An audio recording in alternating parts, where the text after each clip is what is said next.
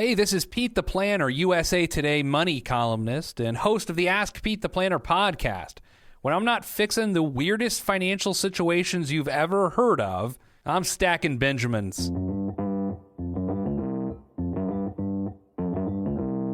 Live from Joe's mom's basement, it's the Stacking Benjamin Show.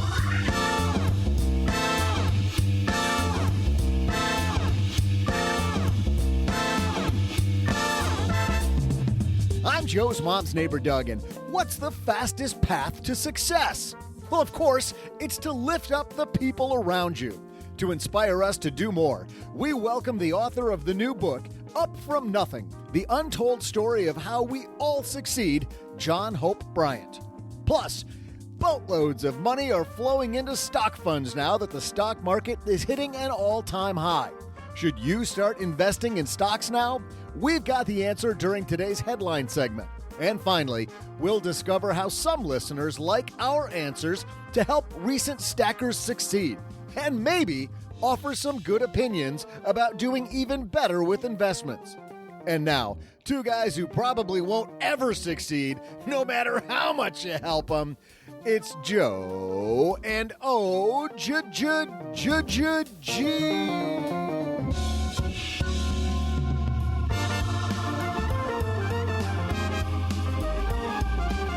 Wow, starting off the week on a positive note, are we? Well, it's a good thing that we have yet to fill out the Christmas bonuses. So our staff writers, guess what? We're plumb out of money. Can't believe it. Don't give me that look, Doug.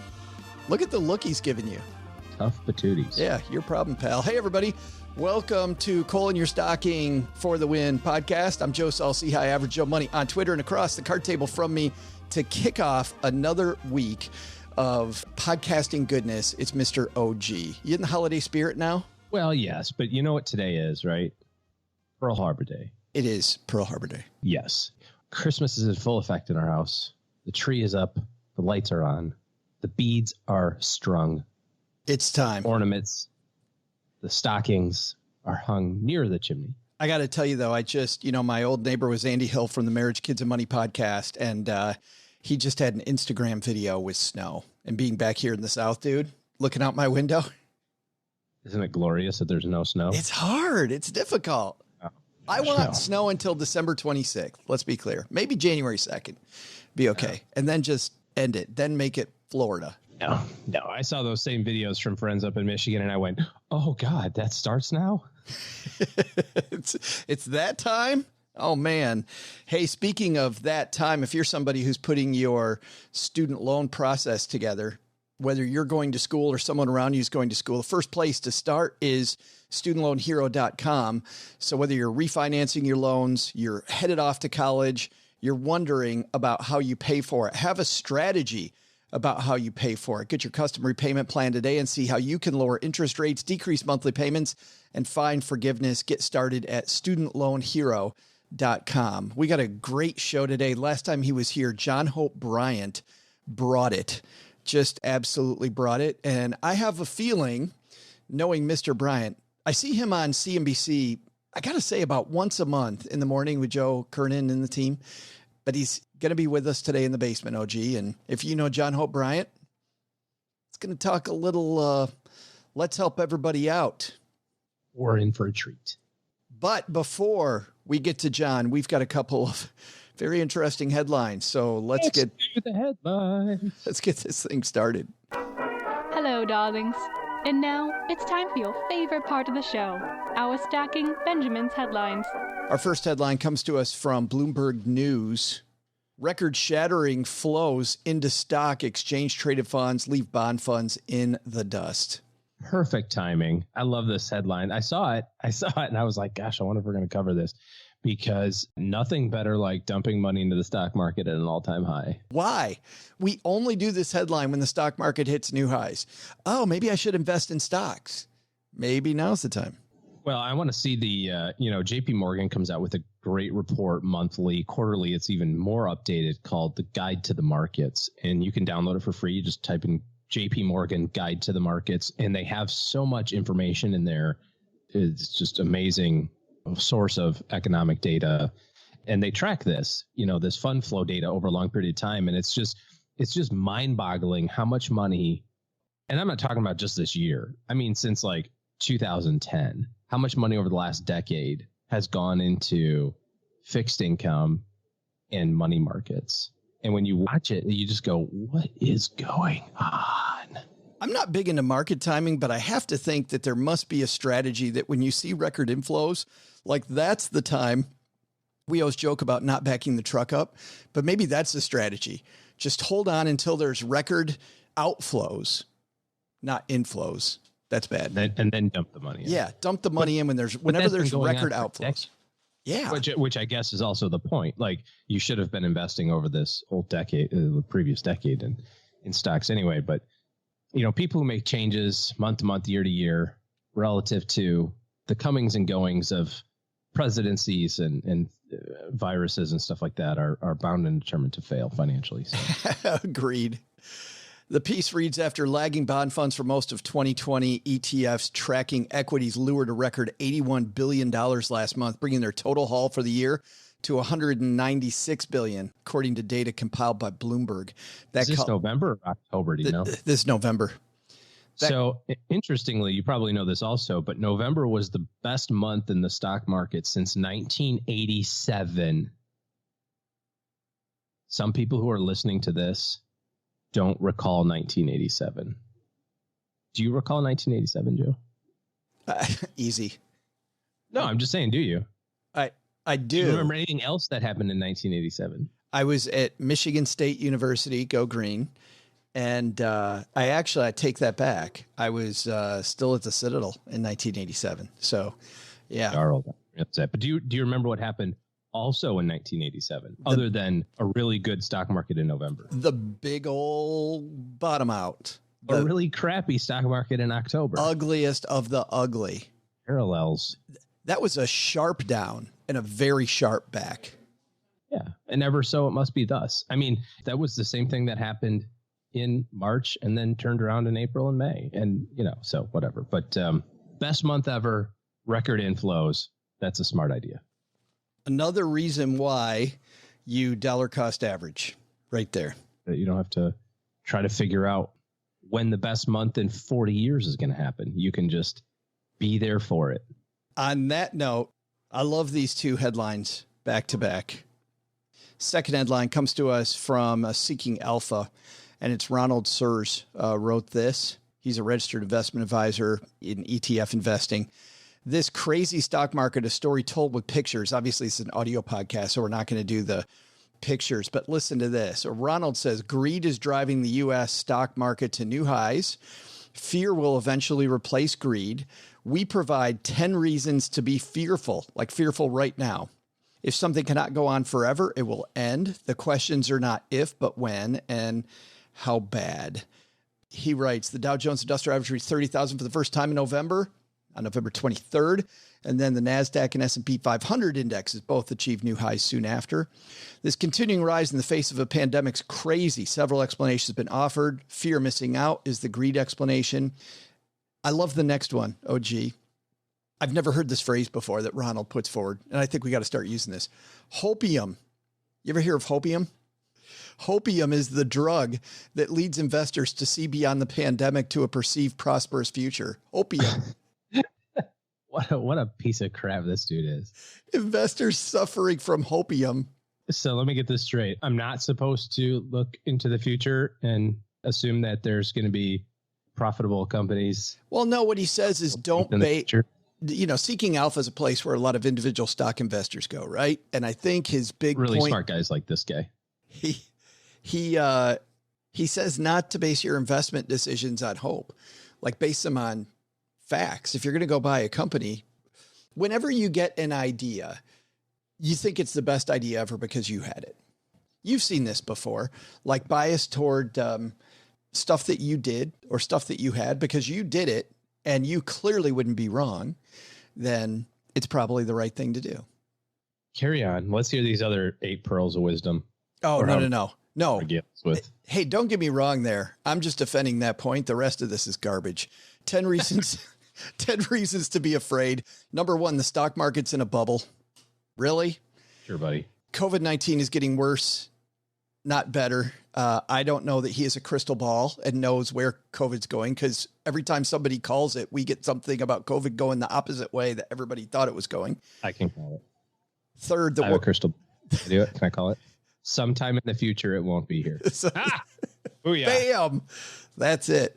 The world debt crisis is number 3. That's a really big one. Number 4, zero interest rate policy. The economy is in shambles. A great wealth divide is causing social unrest. Nuclear threats. Social Security, Medicare. Basically, he's going through every single thing that you could ever. There's something hiding under your bed is number 8. Number 9 is there's a serial killer somewhere on the loose. Exactly. And number 10 is Yetis probably exist. No, those aren't it. But I don't know. A piece like this makes me feel, I do love that phrase, hopium.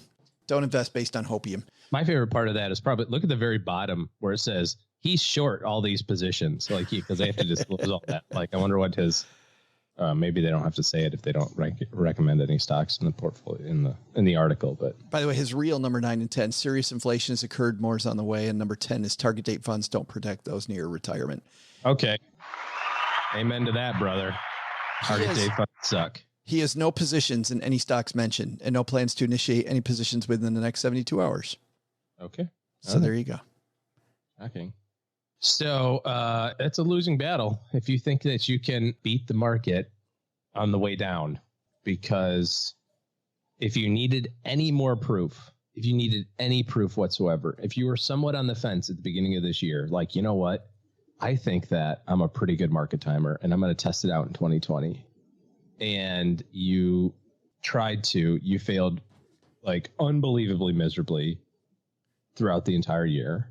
So just don't do that. And you're fighting a battle that you can't win. I mean, but there are people always go up. There are people out there who are wondering, based on what we said on the last piece, why we don't agree with this guy.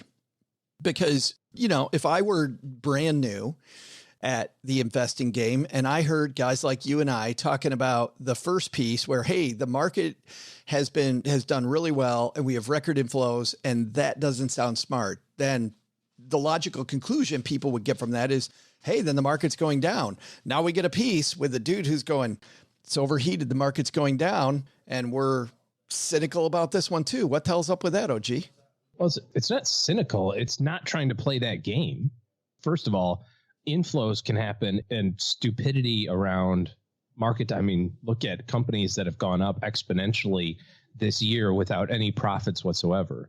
I mean, from 1997-ish through 2000, there was all of that stuff going on of all of these companies that the .com type frenzy the last year and a half or 2 years around, you know, the FANG stocks. It's going to happen. There's always something going on like that where there's some sector, there's some area that's doing very well above and beyond what the normal market does. And then you get lured into that because you go, well, I should also be going up 500% a year in my stock portfolio.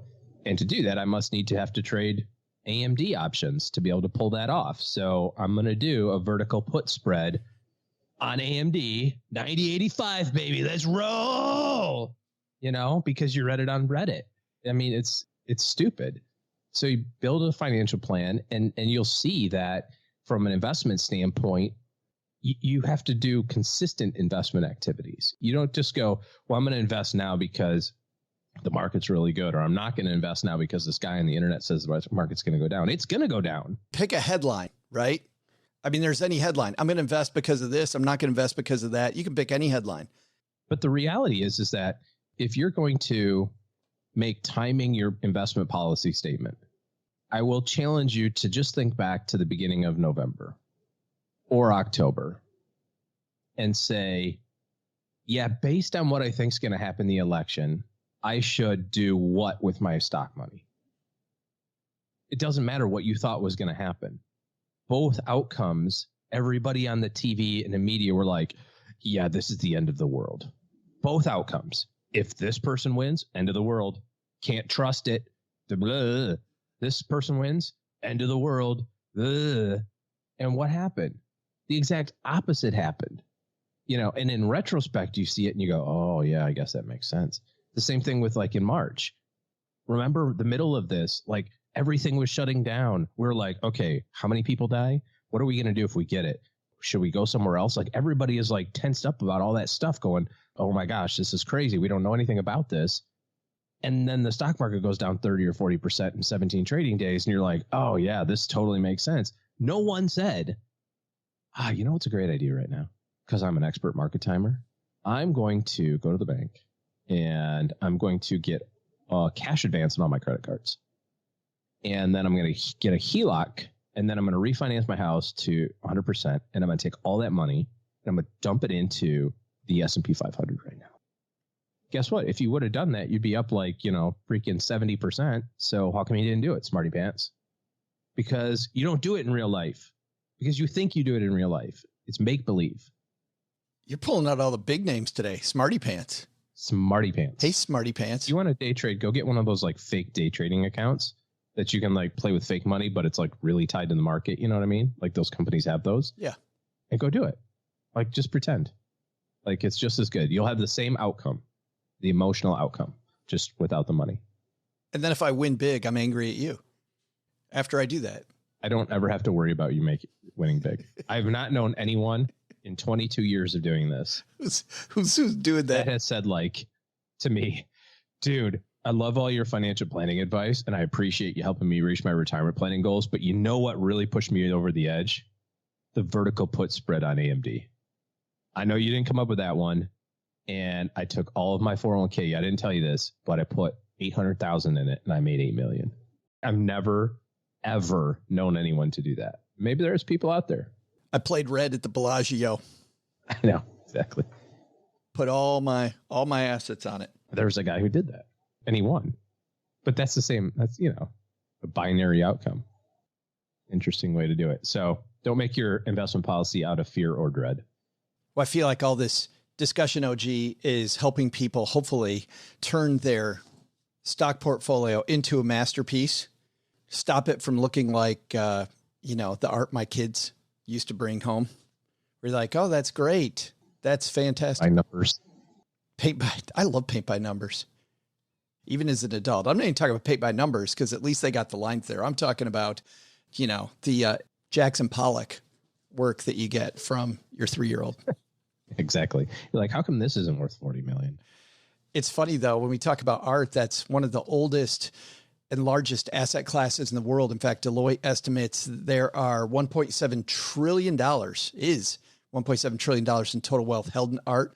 But historically, it's been reserved only for the ultra rich. Well, because of the changes in the way that people can invest, you and I can now put a small part of our investment strategy into art and get the same diversification, non-correlation that the super wealthy get. You don't have to be a hedge fund guru to know that the key to a strong portfolio is diversification. And by the way, as OG and I have been saying all along this episode, don't confuse picking stocks with serious investing. Data shows only 1% of day traders actually turn a profit, and you shouldn't have to take big risks to make big returns. Blue chip art has had periods where it's really outperformed the S&P 500. In fact, between 2000 to 2018, 180% higher, according to industry benchmark art price. That doesn't mean it's going to do it in the future. It just means that it moves differently. And when you're looking at long-term asset classes, you want to look at asset classes that work together and that also beat inflation. The ultra wealthy have made a fortune from art for centuries. And for the first time ever, you're invited to get in on the action. The founders of Masterworks at masterworks.io are serial entrepreneurs. They founded over a dozen companies valued at over $1 billion. And the CEO, Scott Lynn, who last week, OG, I talked to over on our Money with Friends podcast. He's just such a smart guy. He has an internationally recognized top 100 personal art collection. In fact, I'm talking to him and he's talking about Banksy. And he said, yeah, I've got one in my kitchen. He's got a Banksy in his kitchen. Where do you put yours? Well, right next to my dog's playing poker. Yeah. Duh. Or do you have yours in your game room? It has to be in the game room. Yeah, dogs playing poker in the kitchen is ridiculous. Come on. I'm not a heathen. So to control your risk, for more diversification, and to work with a team that already knows art so you don't have to be the world's biggest art expert to invest, head to masterworks.io and sign up today with promo code SB because you're a stacker, and you'll skip the 25,000 person wait list to get first dibs. Again, that's masterworks.io, promo code SB. Hurry, this offer expires soon. See important information at masterworks.io/disclaimer. I think our takeaways, OG, I think there's really one takeaway, isn't there here? Don't try to time the market. Don't try to get in when it hits new all-time highs thinking that you got this fear of missing out, so you got to do it now. And on the other side, don't think I got to get out because of the fact that everybody's getting in. Day trading is so fun.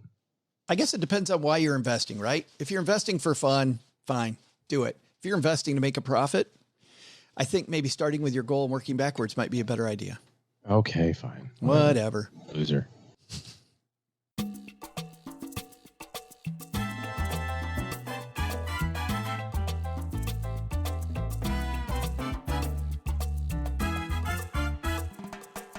Our next guest is a guy who is all about financial independence, and he's about financial independence for everybody. He's been recognized by 5 U.S. presidents, served as an advisor, by the way, for 3 of them.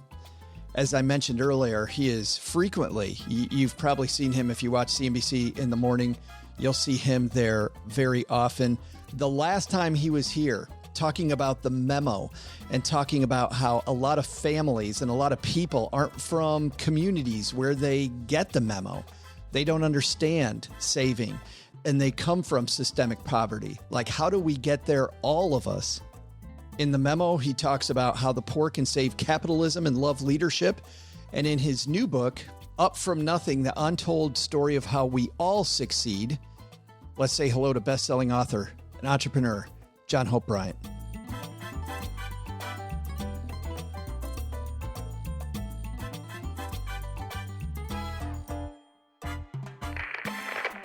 On my dad's shortwave radio, and I'm so glad that we can talk. We had so much fun talking to him last time, and I felt so empowered last time I talked to him. I feel honored that he's back with us. John Hope Bryant, how are you, man? I'm doing well. I'm blessed. I'm passing myself in virtual hallways these days.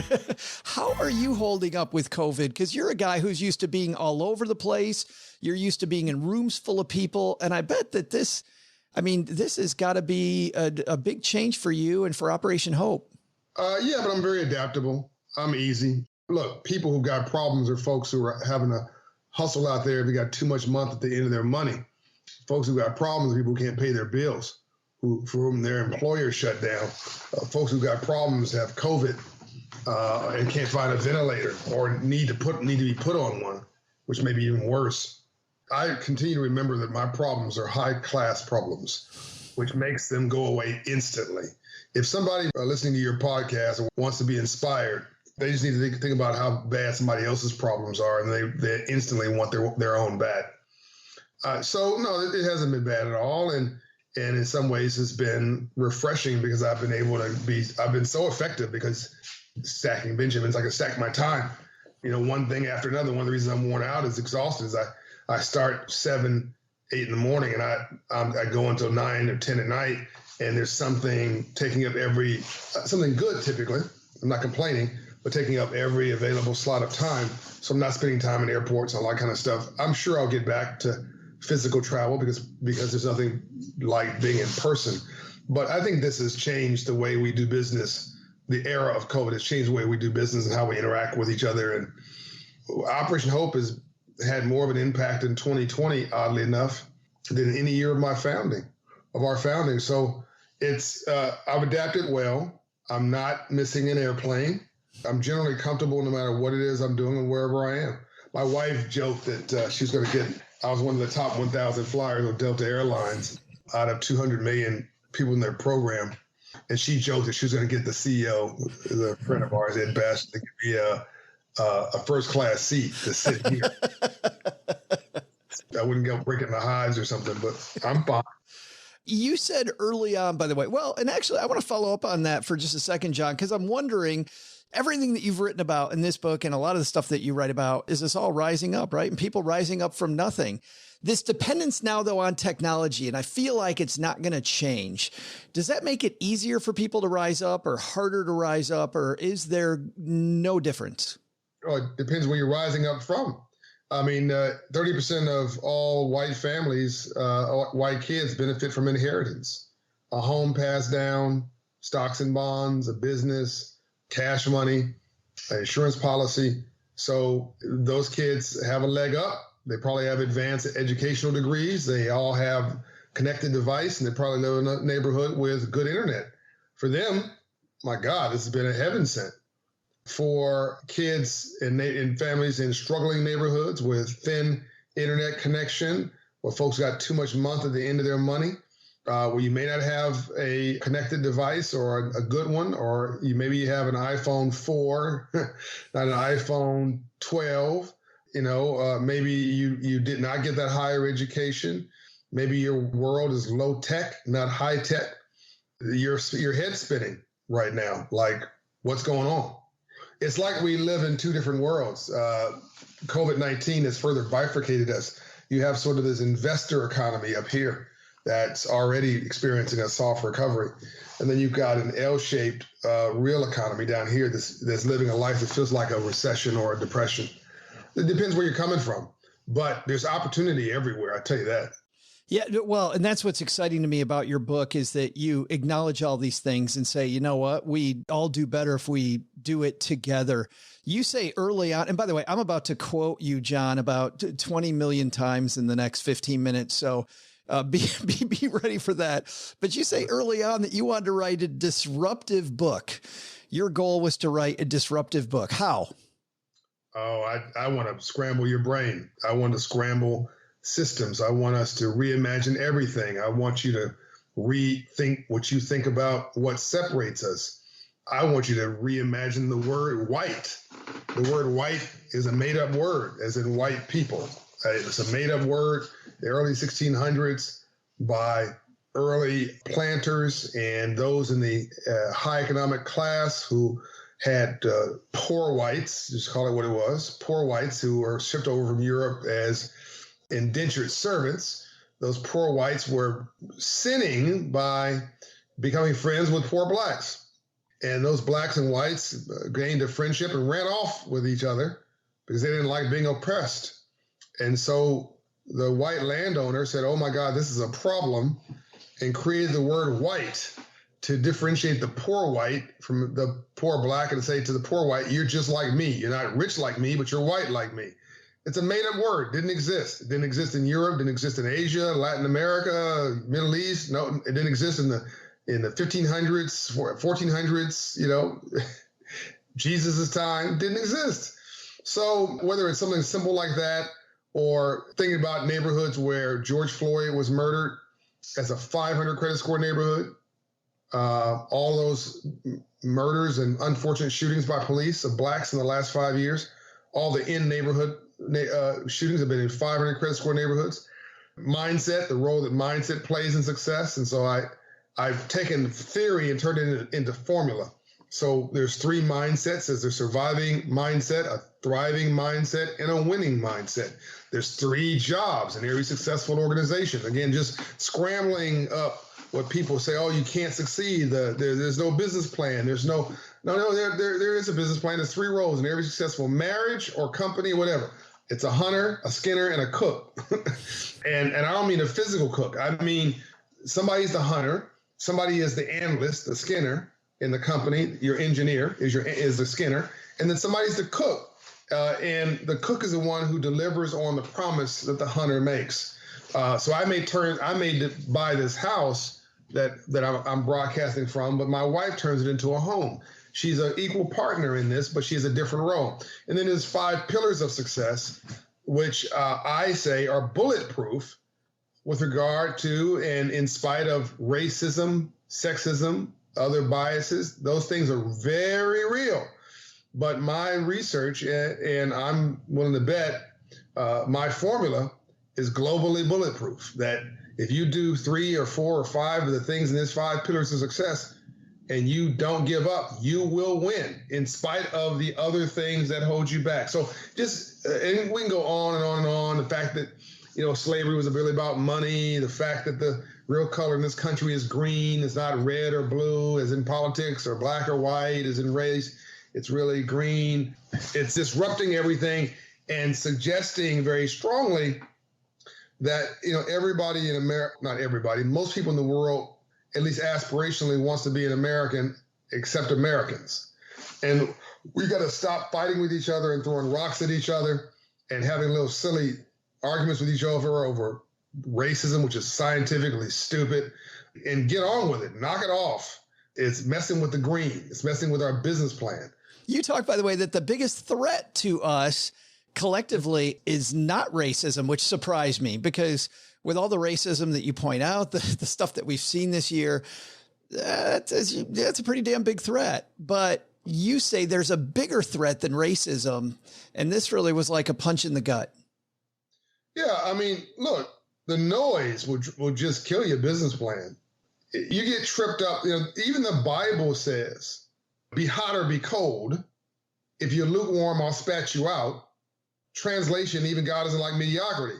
The Bible says, where there is a division, the people perish. The Bible says, a house divided cannot stand. So if you have Republicans spending all their time standing off against Democrats, or blacks and whites in this sort of cultural turf war, or whatever the thing is, if you're spending all your time, or a good portion of your time, with a surviving mindset, an expert at what you're against, not what you're for, the only person winning is China and Russia. You're not winning. We're not winning. So the noise, I just learned to turn off the noise in my life, and it's been remarkably effective. The noise doesn't pay a bill. Blaming your neighbor doesn't make you any wealthier. We've got to get our business plan right. We got to understand that our interests are aligned, and that diversity is not a goody two-shoes issue. Diversity is a business issue. Diverse markets win. That's not my opinion. That's a scientific material fact. I love math because it doesn't have an opinion. and I mean, I can give you the data. It's indisputable. The two largest economies in the U.S. for as long as we can remember, California and New York, the two most diverse places in America. Well, you talk about how much money we'd add to the economy if we brought everybody along. Yeah, I mean, just a Citigroup report that came out since my book has been out show that if we just stopped racism against blacks alone, only in the last 20 years. So those are two carve-outs, not racism or discrimination, not sexism against women or religious persecution of Jews, or, just blacks, just stop messing with black people. And not, 200 years of oppression or 300, just 20 years is $20 trillion. I'm sorry, it's $16 trillion. But if you knocked it off and got on with, that's a tax, a levy on every American household, and you knocked it off and you decided, okay, and most of that's, by the way, lost small business activity and lost home ownership is most of that. Some of us lost job. If you just knocked it off and we all put our foot on the gas and gave everybody who deserves a shot, there's no giveaways here, you'd have another $5 trillion of GDP in 5 years. That's enough to pay for the Stimulus Act, the CARE Act for COVID. That's just one example. I believe, not just because I think it's morally correct, the math affirms that diversity and inclusion is just smart business. It's economic. I love the facts. You look at the states that have embraced this backwards business model. We're against the government. We're against black people. We're against, we want to tell you who to marry. We're going to tell you who can live on our block. We don't want women in these positions. Okay, my grandfather was from Mississippi, just to be clear. My mother and family, I have family in Mississippi. My mother's from Alabama. So I'm not jamming Mississippi. But Mississippi is a poor state in America, where a lot of these views I just gave you happen to sit. It's the lowest credit score state in America. And 41% of every dollar that comes to Mississippi is a federal dollar. So for all that we hate government, the government's standing up half of the state of Mississippi, in subsidized income. It's not even income. It's a transfer. It's welfare. We just spend so much time arguing over stupid stuff. The wealthiest city in the world per capita in 1840 was Natchez, Mississippi. It's one of the poorest cities in the world of a developed country today because they never changed their business plan. And this goes on, it goes on, it goes on. You can't segregate your heart and integrate your pocket. It's a powerful, powerful discussion. In fact, I'm 800 yards from Arkansas, which isn't that far ahead of Mississippi, and I see it every day, and it's so sad. And as you know, though, so a lot of people talk about bringing everybody along, and you heard during this election a lot more talk about socialism, right? And in your book, you make it clear that ownership for you is the key. In fact, you have a great story, if you don't mind, about a car wash and rental cars, which actually made me laugh out loud. If you don't mind telling our friends that story, I think that's a great analogy, John. Yeah, sure. So you can be a saint, you can be a priest, you can be somebody who dedicated their life to feeding the poor. But when you rent a car from whomever you rent a car from, Hertz and Budget, you drive it till the wheels come off. You let it collect dirt. It's got so much dust on it at the end of a week that you got to use a windshield wiper and a little spray to clean it. You can write "I love Lucy" on the side window. You don't change the oil of it. You only put air in the tire if the tire actually is so low you can't drive the car without rubbing the rims. You may run into a curb. You don't say it to anybody. You hope that the inspection crew don't catch it on the way back. What do? You take the car back to its owner and say it's your problem. Here's the keys. You wash it. Because no one washes rental cars. Ownership really does matter. You talk about, and this is another great phrase, the dream is alive, but the ladder is broken. So if we don't use a socialist approach, how do we start fixing that ladder, John? Yeah, so socialism it won't work in America. And Democrats need to stop talking about it. Now that the presidency has been decided by rational people, we're into this thing now. Everybody needs to drop the rhetoric and understand what Shimon Peres told me when I was with him in Jordan at the World Economic Forum. I forget what year it was, but let's say it's 2008-ish. God rest his soul. He said, even if somebody wants to distribute money like a socialist, they have to first collect it like a capitalist, which leads me to the point of socialism. People don't even know what they're talking about. They're really talking about a progressive tax system on a capitalist model. Socialism in its pure form is government ownership of private assets. Communism is an even more stupid idea. Even communist countries adopted capitalism, like China and Russia that are communists have adopted capitalism. I went to your point, I went to Vietnam a few years ago, and maybe you've been there, John, too. And I remember people telling me as I got there, they said, you're going to see the most capitalist communist country you've ever seen on earth if you just go to Vietnam. It's now, I would argue that China is even more completely worn that title out. Socialism. Okay. People say, well, what about the Nordic countries? That's not a socialist country. Those are free enterprise assets, private company run, private company owned, that have a progressive, aggressive tax system for the subsidy of the poor. So basically, whereas in America, you and me get a tax break and all that kind of stuff, but we are expected to donate to philanthropy. So America is the most philanthropic nation in the world. Europe's not philanthropic. Personal donations and personal contributions in Europe is pretty small because they expect the government to do that. So the government, it takes care of the poor and the shut-in and the homeless, all that stuff. You don't see them on the streets typically, which is a beautiful thing. Let me start now by saying we can learn a lot in that regard. Universal health care, and I call it human decency, from our European brothers and sisters. The problem with the pure socialist model is the floor is sealed and the roof is sealed too. So no one falls through the cracks as they can in America, which I think is a moral tragedy and travesty, and we should stop it. A roof over your head, food on your table, and reasonable health care should be, and clean air to breathe should be something that every American citizen assumes.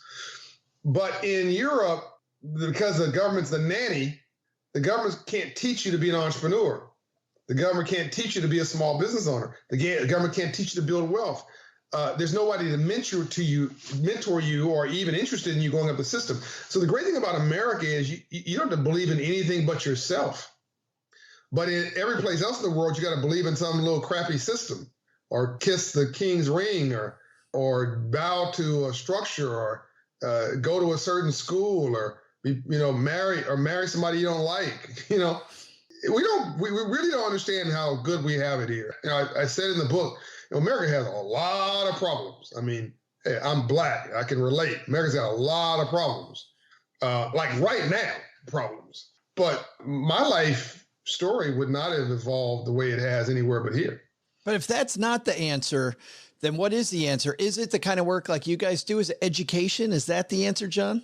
It is the things that I have done. So look, the American Red Cross was an idea in early 1900s. Everybody thought the lady who founded it was loony, and is now embedded. In fact, the American Red Cross sits at the table with the president and the government staff in the Situation Room when there's a national disaster. My point here is that the work that Operation Hope has done, which some thought was loony when we first started, and is now becoming to be more mainstream. And we just picked up a $130 million partnership with Shopify. Wow. To launch 1 million new Black businesses in America. It's called the 1MBB Initiative, the 1 Million Black Business Initiative. And your viewers can go to hope1mbb.org or operationhope.org. And things like that, and the new Marshall Plan that we're framing out, and we're offices in 156 states doing financial coaching. All this is great. This is meant to signal to the government and to institutional players to embed this. So the answer is that what I'm doing that was originally thought to be crazy, and then ancillary, and increasingly it's picking up momentum, is fully mainstream now, needs to become institutionalized. And this needs to become the new process. We should, the color should be green, not red, or, the color that gets you advanced in this country should be whether you can produce some green, not whether you're red or blue, politics, or black or white, as in race, or whether you're male or female. And the minute we knock it off and get that business plan, the faster we'll succeed. We need some new norms. They're like our old norms. We used to say that education was a public good. Well, in recent years, in the last 2 decades, it's become a more and more private asset. That's ridiculous. You can't have half of this country that's high school educated and expect to have a progressive, enlightened country. Of course, racism is sprouting. Of course, ignorance is sprouting. Ignorance grows in a place of a lack of enlightenment. So you need 60% plus of this country college educated, or at least higher educated, a higher education, because education and exposure brings enlightenment and banishes ignorance. And I think that education should be viewed as an investment. Okay, fine. They can't give blacks reimbursement for building the country for free, reparations, but maybe they can give us a cost-free K through college education. And as long as you graduate from college and you go to work for a nonprofit or the government or the private sector, or you start a business, you prove you did something meaningful, okay, your debt's clean. Because why? It's the least we do for us hooking up the rest of everybody else with a free country. And by the way, somebody's going to say, watch this program and go, he's talking about affirmative action. Don't believe in affirmative action. Get out of here with that stuff. White people had the first affirmative action. It was called slavery. Okay? And you had a recent affirmative action. You still got it. It's called a farm subsidy. The largest transfer payment in the history of this country are farm subsidies. The last time I checked, those were white farmers. I mean, the PPP program was effectively white people's affirmative action. My friends on Wall Street who got this booming stock market have it because the Fed window has been open. And the Federal Reserve basically said, look, don't worry about it, everybody. It's not rock, paper, scissors. We're going to make sure there's money in the bank and the gears of capitalism flows. And that meant the market boomed. That confidence, well, that's affirmative action. That's a privilege. I thought about you, by the way, when I thought about that first round of PPP. And the people that already had existing relationships with bankers had the dibs on the first money. And I thought, wow, I wonder what John Hope Bryant has to say about that one. He might be a little unhappy with that one. Well, no, I don't dig on people who have an advantage. I dig on people who don't want somebody else to have the same shot. Yeah. I don't appreciate hypocrites. I got to tell you, I could not put this book down. I couldn't put the memo down, and I couldn't put this book down. It's called Up From Nothing, the untold story of how we all succeed. I love the discussion about collaboration. I love the discussions about avoiding the noise because, as you know, so many people focus on things they can't control and often things they can't even influence. And getting to those things and realizing that we're in ownership, it's so powerful. So thanks for writing it. And I'm assuming everybody can get it everywhere? Yeah, you can, even if you have bad taste, you can get the audio version and hear me read it. Oh, no. Yeah, I know. I'll haunt you in your bed at night at 2 a.m. So yeah, you can read it in your car, you can read it in bed, you can, it's digital, it's physical. We got you surrounded. And last, but of course not least, the work that you do with Operation Hope. If somebody wants to know more, tell me about that. Yes, go to operationhope.org. You can also download the Hope in Hand app on the Apple and Android platforms. You can call our toll-free number, which is 888-388-HOPE. And if you're interested in the 1 Million New Black Business Initiative, and if you're an attorney out there or a CPA, a banker, an insurance professional, a business advisor, an IT professional who want to provide 2 hours of free counsel to these businesses as we're helping to stand up, we're doing everything else at no cost to the aspiring business, thanks to Shopify's commitment. You can make a time bank commitment at operationhope.org it's called a Hope Commitment, or you can go to, again, hope1mbb.org and make a commitment right there to help somebody help themselves. So you can actually be a part of this movement. We will link, by the way, to all of those on our show notes page at stackingbenjamins.com. Mr. Bryant, thank you so much, sir, for taking time out of your busy schedule to hang out with us in Mom's basement for a few minutes. I really appreciate you. Tell Mom I said thank you. Hey, trivia fans. I'm your neighborhood pal, Joe's mom's neighbor, Doug. I know what you're thinking, that my show hosting job here is pretty simple, but it's really not. Sometimes it's a challenge to stir up some ideas to get you all to be better with your money. But not today. So get this. Here I am, flipping through the holiday calendar that Joe's mom gets me every year for Christmas, and today is a day that should stir us all. Before I tell you about this awful day, let's dish out today's trivia. Since we honor those at Pearl Harbor today, I figured some airplane trivia would be relevant. Planes have come a long way since 1941 and have made the world a smaller place. So today's question is this. What Mach speed is the highest ever recorded? Is it Mach 1, or 2, or 3, or 4, maybe even 5, or like 23? I'll be back with your answer faster than you can get supersonic.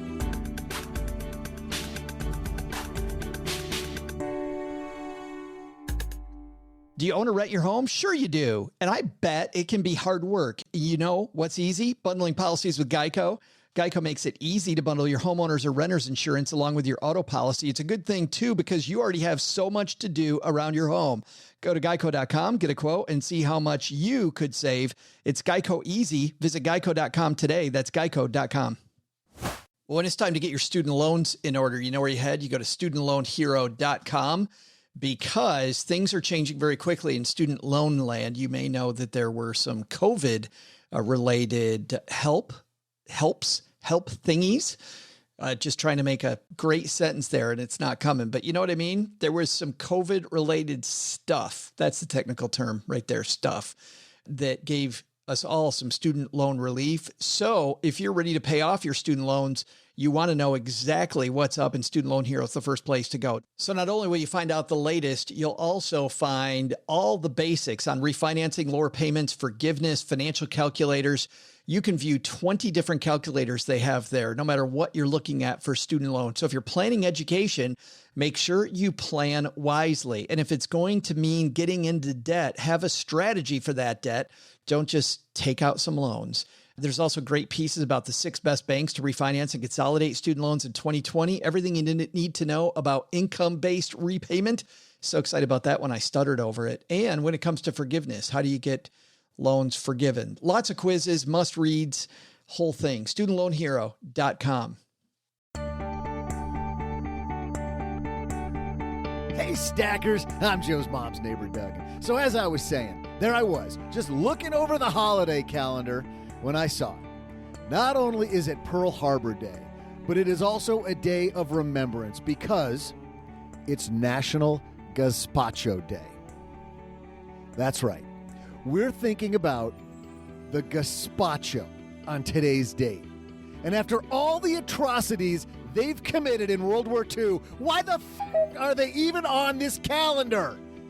Well, thank God John Hope Bryant is here to draw attention to something far more positive, because I don't think anyone wants to remember the unfathomable things the gazpacho did years and years ago. And so, you know what I'm going to do? I'm going to write the maker of this calendar and my senator and tell them that we should not be celebrating National Gazpacho Day before I really blow my top and give someone a piece of my mind. Let's get you today's trivia. Okay, the question was, what Mach speed is the highest ever recorded by an aircraft? Well, the Lockheed SR-71 Blackbird is the fastest jet aircraft in the world, reaching speeds of Mach 3.3. That's more than 2,100 mph and almost 4 times as fast as the average cruising speed of a commercial airliner. Imagine if you could book that trip. How much would those tickets cost? Huh?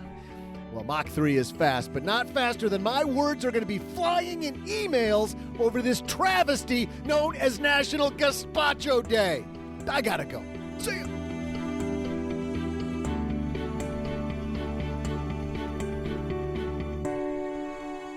And look at him huff up the stairs. Yep. I totally agree, by the way, on all fronts. Gazpacho, Gestapo, none of them should be recognized. Don't celebrate.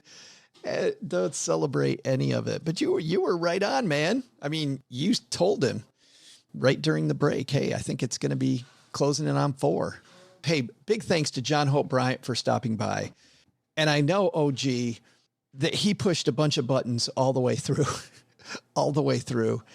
his time here. I think he makes some really good points. Obviously, he makes some super points, but this idea of we do better when there's more people participating in ownership, I think is a huge, huge win for all of us. And I really love that message as well. Be an owner. It also perfectly matches up with our whole stock versus fixed income. Be an owner of the company. Don't be a loaner to the company. By being an owner, you get better outcomes. And step 1 there, by the way, for people that are listening, that are to John's first book, The Memo, that didn't get the memo, get out of debt. Stop owing a bunch of other people money and go own stuff yourself. And that is the key. And man, any time we can help John Hope Bryant, my friend. Well, he does need a little love from time to time from the SB crew. So, keep his career going. He's the other way around. Yeah, might be the other way around. I was so happy when he said that he would come back and talk to us. But he's a guy that I've learned so much from. Hey, today we're going to help somebody discover better money habits, talking about, OG, paying your debt off on time. You want to hear something amazing? Yes. Discover matches all the cash back you earn on your credit card at the end of your first year automatically, no limit on how much you can earn. How amazing is that? In fact, it's even more amazing because of all the places Discover's accepted. 99% of places in the U.S. that take credit cards. So when it comes to Discover, get used to hearing yes more often. Learn more at discover.com/yes 2020. Nielsen Report. Limitations apply. Pay your credit cards off every month first, peeps, and then take advantage of that.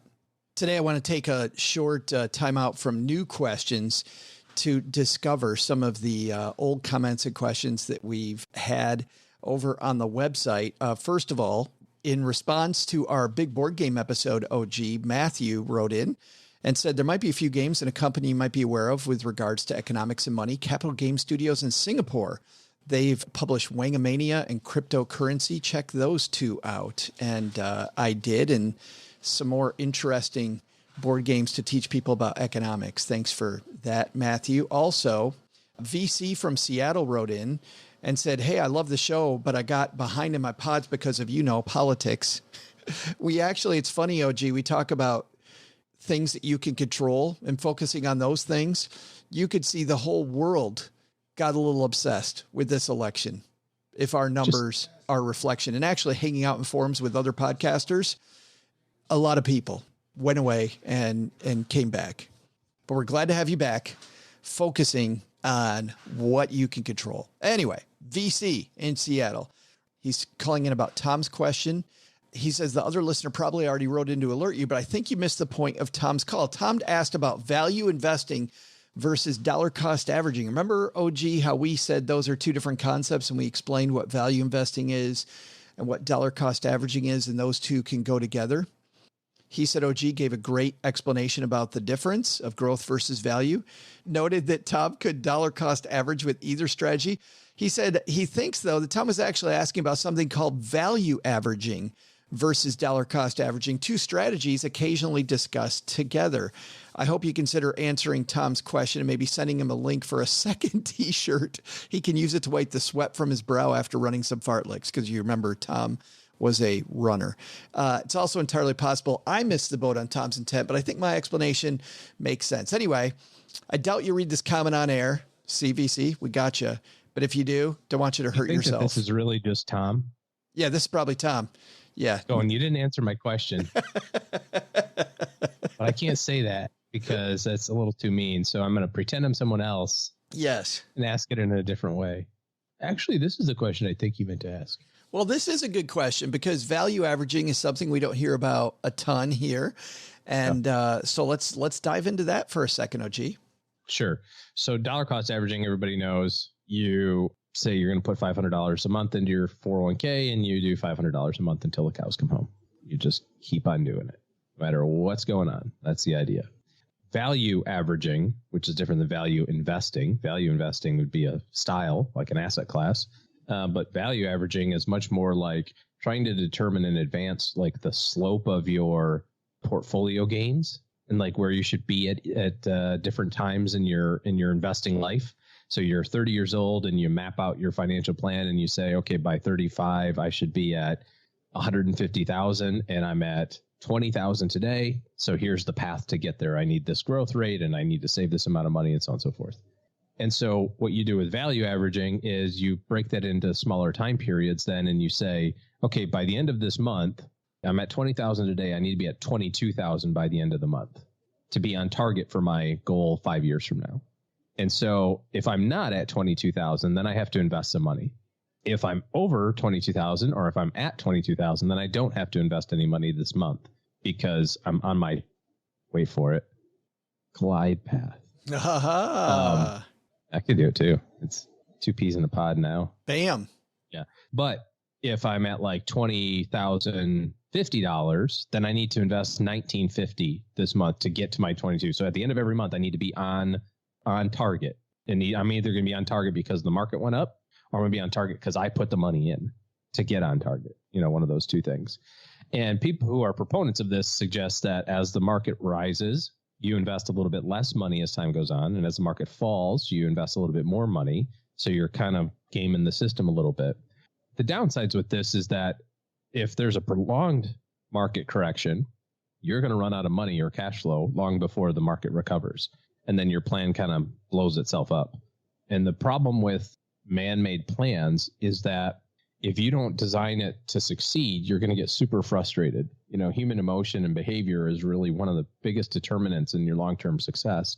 So if you are discouraged along the way and you run into some things that you can't control, like you're talking about before, like focusing on the things that you can't control, then there's a greater risk of you kind of pulling the ripcord and going, well, this is stupid. I just can't do it or whatever. It's almost like I was thinking about this, like going to the casino, and there's different ways that people like to play blackjack. Some people like to say, I bet $5 every hand, no matter what. Sometimes I bet $5, but if I lose the hand, then I bet 10. If I lose that hand, I bet 20. And if I lose that hand, I bet 40. And you go, that's awesome. You will always win that strategy, except for one issue. The casino can make you walk away at any time. So let's assume that you lose all those hands in a row. And now you're like, all right, $20,000. Here we go. And the casino goes, yes, sir, we're not going to take your bet. You're like, but my last hand, I lost 20 grand. I want to bet 20 to win back my 20 so I can walk out of here positive. They go, yeah, sorry, we don't want your bet. There's a max table limit or whatever it is. There's another issue as you're talking there too, which is that if the streak goes on long enough, you don't have unlimited money. Yeah, that's the point. Like, even if you did have unlimited money, you will run out. Yeah. The casino will run you out before, there are games in which you can bet $1 million hands of blackjack, but they don't give that to people who come in off the street betting $5 the first time. You're not playing that at the big giant wheels right in front of the front door. Yeah. When you get to $1 million, when you're down $1 million, the casino is not super excited about going, yeah, we should let you try to win your money back on one hand. They go, see ya. Thanks for the memories. Had a great time. Yeah. So the phrase that I'm thinking about here from an investing standpoint is the market will remain irrational longer than you can remain solvent. I do like the fact that you have a more controlled outcome. That's always the frustration with equities is you're not sure where you're going to end up. So when you put money in your 401k, while historically, we can say you've done between X and Y return if you just hang in there. We don't know exactly where that is. And value investing this way, value averaging lets you have some control over that. But I'm with you. I think most people can control their budget and what they can put in. Like that's the controllable part. Controlling the fact that I now have to put X amount of money in and I don't have it wrecks this strategy, especially after maybe a few months of the market was up and I got to put less in. Yeah, I mean, just think of it like during just this year, right? So you're humming along. Your goal for the end of February was 100,000, and your goal for the end of March was 102,000. You hit 100,000 in February, and then in March the market went down 34%. So now you have $66,000. You got an extra 34 grand laying around or 36 grand laying around to get back to 102. Well, and I was thinking about that too. At some point, you and I both have worked with people on both ends of the spectrum. When you're a new investor who's 22 years old, you can play this game for a while. But if you're somebody who needs that last doubling at 65, I don't know how you target that. Well, I love the idea that the pro in this, the positive in this is, in that example that I was just going through, okay, so it's the end of March and you're off, you were at 100,000 and now the market went down 34% because you were all stock and now you got to come up with 40 grand. That's actually a really good time to invest 40 grand. Yeah. I agree with that completely. Yeah. You should do that anyway, regardless of your dollar cost averaging plan. And I do know people who said, hey, I'm going to reduce my cash reserve by a significant amount because of this market correction, this opportunity, the back of the truck up moment, that despised. And that's fine. That's well thought out. But I just don't think that you can make that an investment policy because of that high variability. Because if you've got an extra 30 or 40 or 60 grand laying around anyway, why the hell are you not investing it? Because those dips happen infrequently. If you're just waiting for that big dip to happen. I was talking to somebody the other day. They said, well, I think we're going to have another 30% correction. I said, yeah, you're probably right. And they go, yeah, when do you think is it going to start now? And I said, well, sometime between now and when the Dow's at 40,000, probably. But what would happen if we got a 30% correction if the Dow's at 40,000?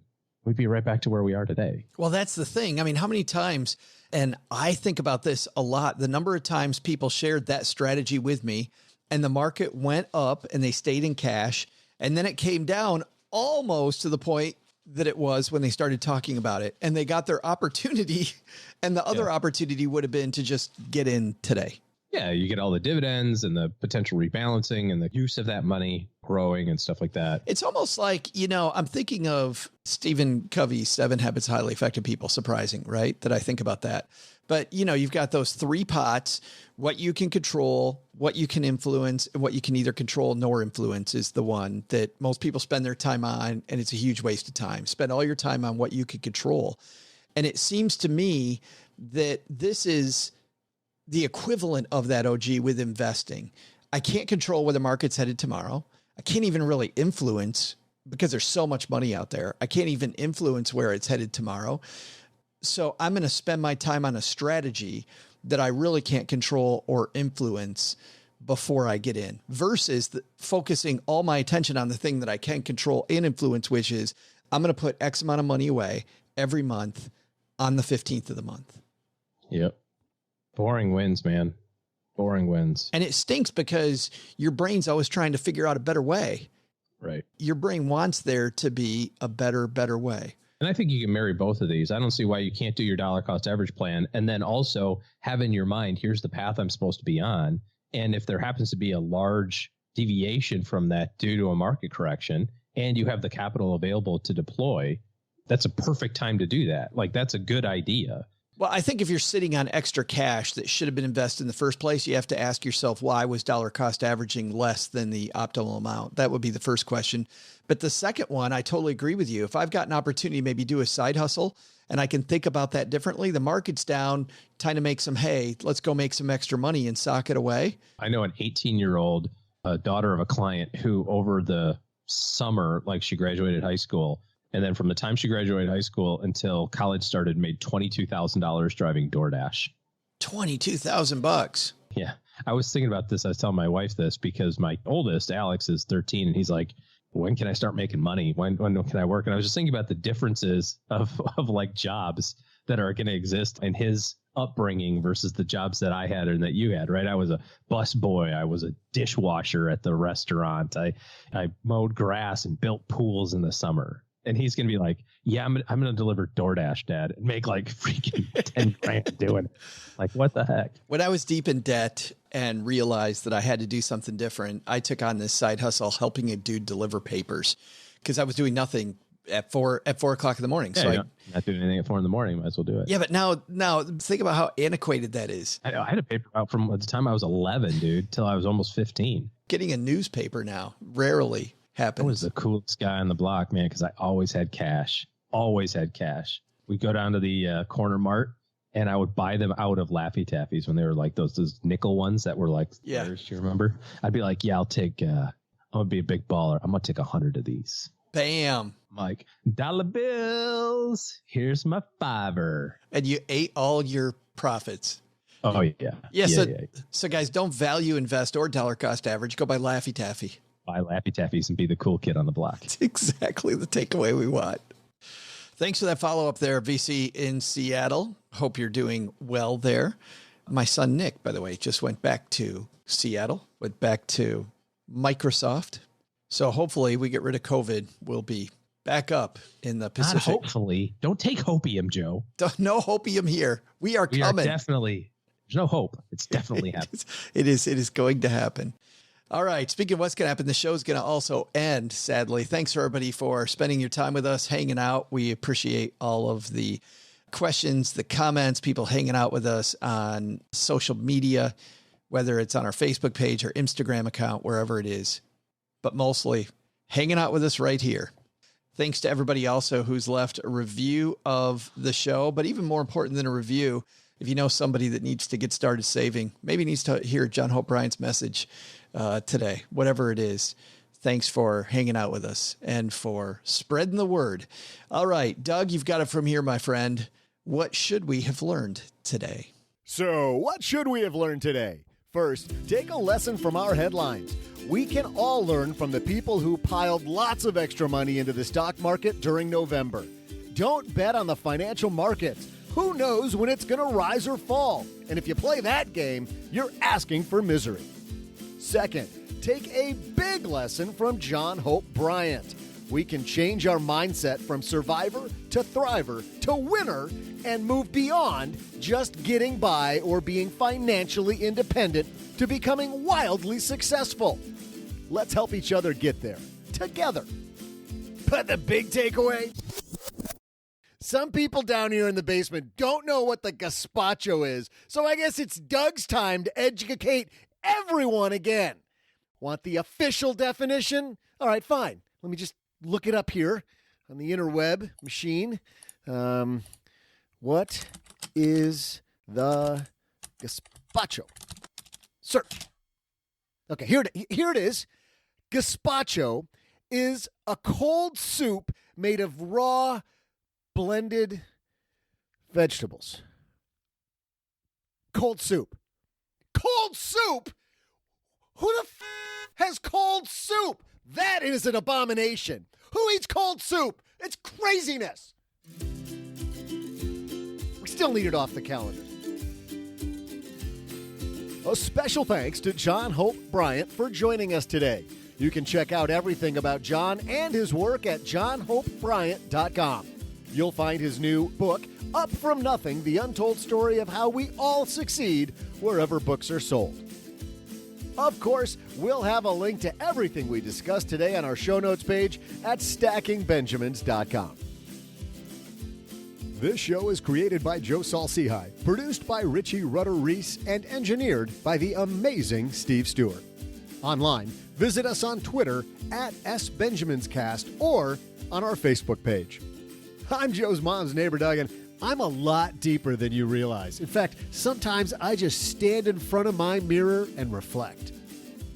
SB Podcasts may receive payment on the show from sponsors and guests in the form of books, giveaway items, discounts, or other remunerations. That's a big word. There's no way you take advice from these dorks, but like Joe's mom always says, don't take advice from people you don't know. This show is for entertainment purposes only, and before making any financial decisions, consult with a real financial advisor.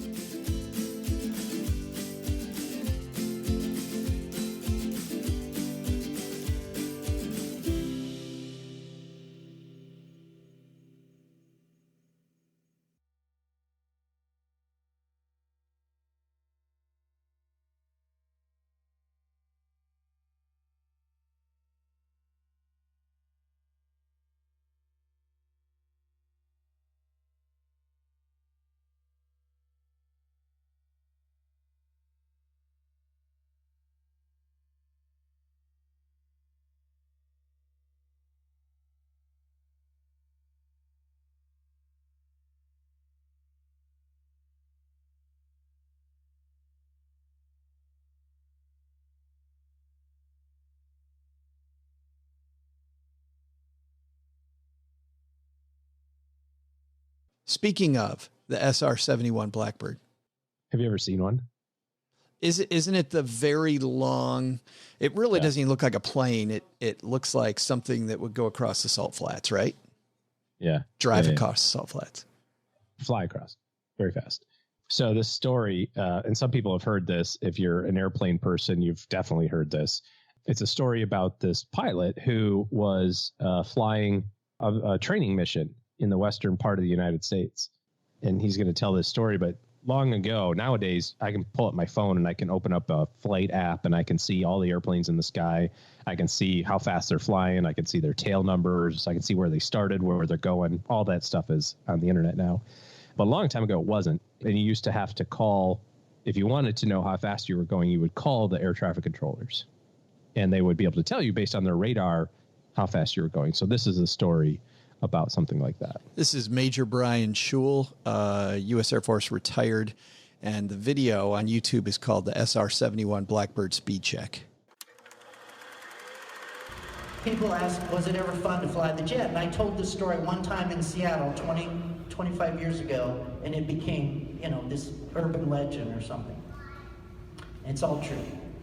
One day, Walter and I are doing a little training mission around the United States where you take off out of Sacramento, hit a tanker in Idaho, rip on up to Montana, zip across Denver, hang a right turn in Albuquerque, rip out over LA, up to Seattle, back into Sacramento, 2 hours, 21 minutes.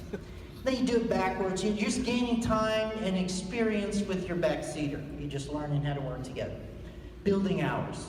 Well, we're on our last training mission. We've made the turn into Albuquerque. We're over Tucson. I can see downtown LA from Tucson. I can see the whole western United States bathed in a warm glow of a fall afternoon. 6 p.m, radios are silent, the air is smooth, not a gauge moving in my cockpit. It is perfect. I can see the whole chain of the Rocky Mountains from Canada to New Mexico, and I'm in awe of this scene, and it's all perfect. And I'm thinking, we bad. And I feel sorry for Walter because he has to monitor 5 radios in the back seat. So I flipped the switch up, and those of you that fly know that what I'm about to say is true, that centers that control all the traffic, when you fly on United or Delta, and all the centers are controlling you. Albuquerque Center, LA Center, Seattle Center, Cleveland Center, Jacksonville Center. It all sounds like the same guy because they all talk really cool and they want to make you feel cool as a pilot. So they don't just talk normal. And I swear it's the same guy, but we kind of like it. So whenever you ask them a question, you're going to get talked to like you're somebody important. Those of you that fly Cessnas all know that, hey, that sounds cool. Well, we flip up the switch, and sure enough, this is in the pre-GPS days. People always want to know their ground speed because they get lost, and they got to get their position. Well, who knows? There's always some Cessna guy. He's got to know his ground speed. LA Center, or Cessna November Alpha Tango, have you got a ground speed readout for us? Now, Center would like to say, hey, pal, who cares? Get our frequency. We got other things. But no, he's going to talk to him like he's Air Force One. Cessna November Alpha, we show you 90 knots, 90 knots on the ground. That's how they talk. I'm not making this up. Right after that, a twin Bonanza popped up to pimp the guy, I guess. Twin Beach, whatever, you got a ground speed readout for us, Center? Senator's probably thinking, God, it's Friday afternoon, why me, God, please go away. But no, he's going to talk to him like he's, a shuttle astronaut.